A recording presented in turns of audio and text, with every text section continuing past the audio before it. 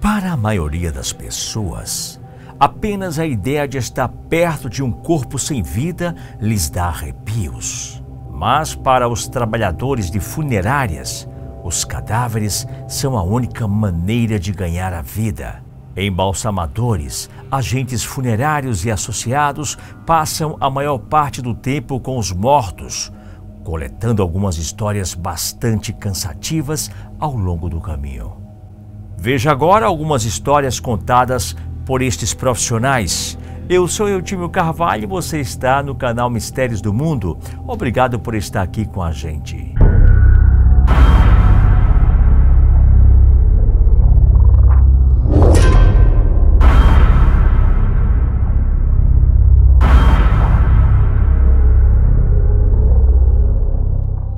Relato 1. Meu vizinho, um tempo atrás, era um agente funerário. Ele não tinha nenhuma história assustadora em si, mas uma que se destaca é a seguinte. Numa certa noite, ele ficou responsável por preparar um determinado corpo para um velório. O corpo era incomum e exigia que ele trabalhasse até altas horas da manhã nesse cadáver em particular. Enquanto trabalhava, ele virou as costas para pegar algumas ferramentas e o ângulo em que ele estava em relação ao cadáver dava para enxergar o corpo com o canto do olho. Enquanto olhava para as ferramentas que estava pegando, na sua visão periférica, viu o corpo lentamente começar a se sentar. Seu instinto de fuga imediatamente entrou em ação e ele correu o mais rápido possível que pôde. Mas o susto foi tanto que, ao correr, ele tropeçou. Ao cair no chão, o vizinho percebeu que aquilo era comum. Depois da morte, cadáveres podem ter movimentos involuntários. Ele se recompôs e começou a rir de como aquilo era absurdo. Já tinha trabalhado com aquilo por 15 anos e nunca teve um surto como aquele antes, onde o instinto ultrapassou o conhecimento e a experiência. Na verdade, ele admitiu timidamente que teve que se limpar, pois defecou nas calças com o susto. Relato 2. Isso aconteceu antes do velório. Na verdade, apenas algumas horas depois que a mulher morreu. Essa mulher tinha falecido numa cama em uma casa de repouso.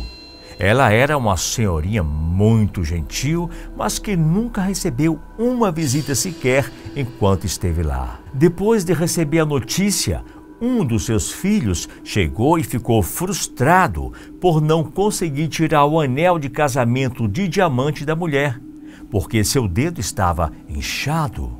Ele continuou perguntando aos funcionários da casa de repouso se eles tinham alguma maneira de tirar o anel, até sugerindo que ele simplesmente cortasse o dedo de sua mãe. Era muito importante que ele conseguisse aquele anel antes que seus irmãos chegassem, obviamente, para que pudessem penhorar e pegar o dinheiro. Ele não parecia nem um pouco comovido por estar olhando para o cadáver fresco de sua mãe. Ele só queria o anel. Relato 3. Certa vez, ajudei a realizar um funeral para um senhor que faleceu de velhice. Ele e sua filha eram muito próximos. Acho que ele teve demência antes de falecer e sua filha estava cuidando dele em tempo integral em casa, dando-lhe cuidados paliativos. Ele aparentemente adorava a música Memories, do cantor Ed Levine, que saiu antes de seu diagnóstico. Sua filha tornou uma tradição tocá-la para ele todas as noites, pois era algo que o senhor gostava de ouvir, mesmo que não se lembrasse o porquê. Então ela nos pediu para tocar essa música em loop durante todo o funeral à beira do túmulo. Em determinado momento, a música começou a ficar lenta e a voz do cantor mais aguda não fazia o menor sentido, tendo em vista que estava em um pendrive, não em algum tipo de CD riscado que poderia falhar. A música por várias vezes chiava e tinha interferências muito estranhas. Pode não ser algo tão assustador, mas depois disso, nunca mais quis ouvir essa música de novo. Relato 4. Meu amigo é agente funerário e estava responsável por o de uma mulher que havia morrido de embolia pulmonar.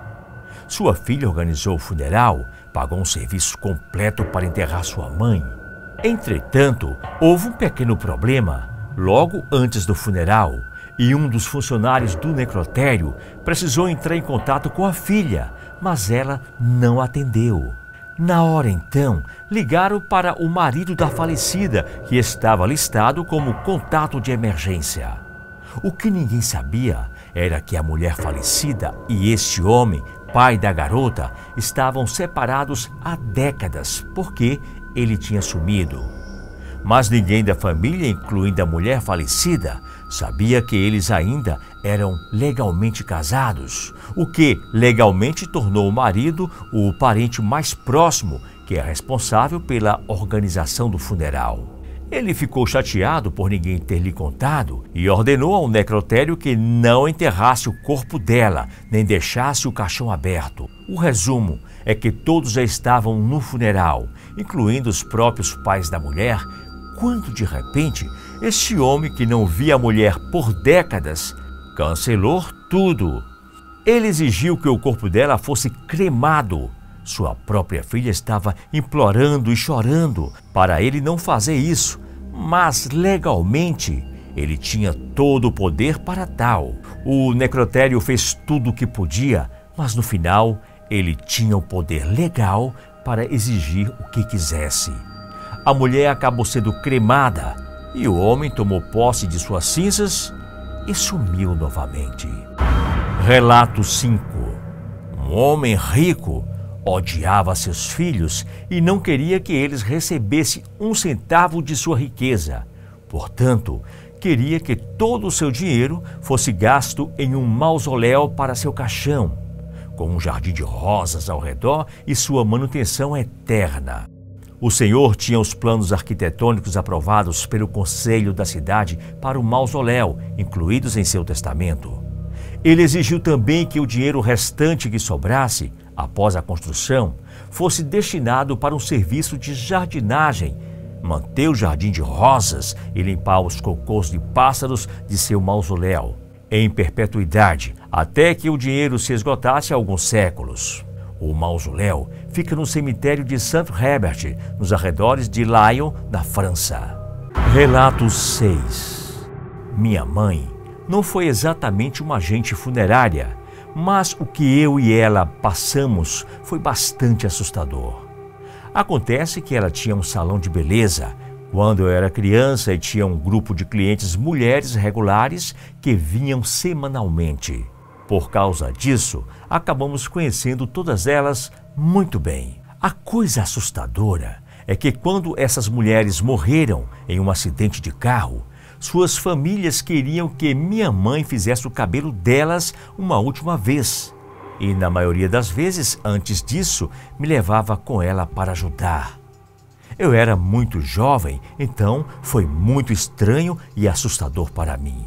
Lembro-me de lavar, secar e escovar o cabelo dos cadáveres. Dava para ouvir a escova raspando o couro cabeludo, a cabeça sem força indo para trás enquanto penteava. Tivemos que trazer um secador de cabelo portátil também e esperar até que o cabelo estivesse seco antes de pentear. Nós nunca fomos aos funerais dessas senhoras. Prometemos nunca mais fazer uma coisa dessas. Relato 7. Uma certa senhora tinha o desejo de ser enterrada com o seu roupão. Seus enteados, então, querendo realizar seu desejo, deram ao agente funerário o roupão da senhora para colocarmos nela.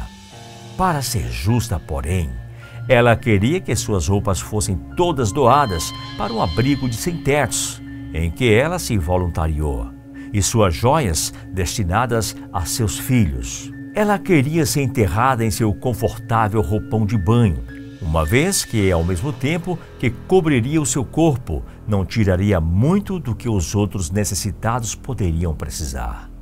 O impressionante e o que nos assustou a princípio foi que a maioria dos moradores do abrigo sem teto compareceu ao funeral, mais da metade vestindo uma peça da antiga roupa daquela mulher.